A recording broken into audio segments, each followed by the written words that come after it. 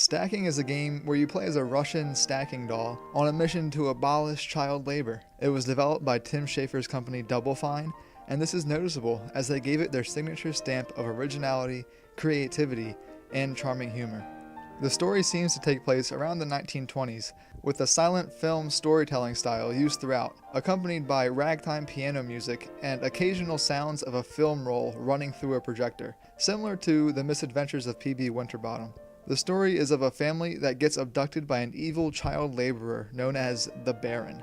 The youngest child of the family is the only one left, and it is up to him and his hobo friend to rescue the family and save the world.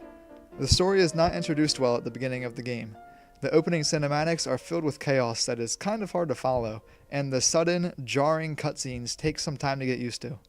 The tutorial consists of many pop-up windows that halt the gameplay, and that can get frustrating, and made me wish the tutorial was presented in a more pleasant fashion. However, once the tutorial is over and gameplay begins, the game really shines. Double Fine is known for creating unique games, and stacking is no exception. The main gameplay mechanic is finding other stacking dolls in the area that are one size larger than you and taking over their body by jumping inside of them. Each doll has their own ability that can be used to solve puzzles and complete challenges to advance the story. The game gives the player freedom to find their own solutions to the problems they are presented. This can be liberating to players who love exploration, but may be intimidating to others. Talking to dolls can provide the player with hints for how to solve a puzzle. Sometimes one can guess what a doll's ability will be just by looking at it. However, it is helpful to experiment with different abilities early on, so you can recall previous dolls that may be the key to solving a future puzzle.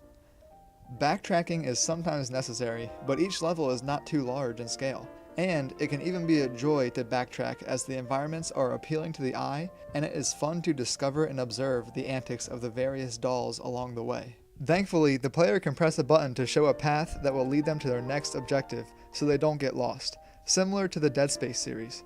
When it comes to the gameplay freedom that I spoke of, the player has many options at their disposal. They can strictly complete the puzzles of the main story to tear through the campaign in about 3 hours, or they can spend some of their time completing side objectives. These can vary from farting on 10 other dolls to collecting dolls that fit in a certain theme or family. After completing a level, your hobo buddy will paint a mural for you that shows the amount of content you completed on a particular stage. You can always go back to replay a level to find different ways to complete the puzzles, even after the story has ended. The story comes to its heroic conclusion with a final battle with the Baron. You hear about the Baron in newspapers and cutscenes throughout the game, so finally getting the opportunity to end his evil ways is an epic moment. The player is surrounded by a large variety of stacking dolls when facing the Baron, and they are tasked with puzzles that require the use of nearly all of the doll varieties.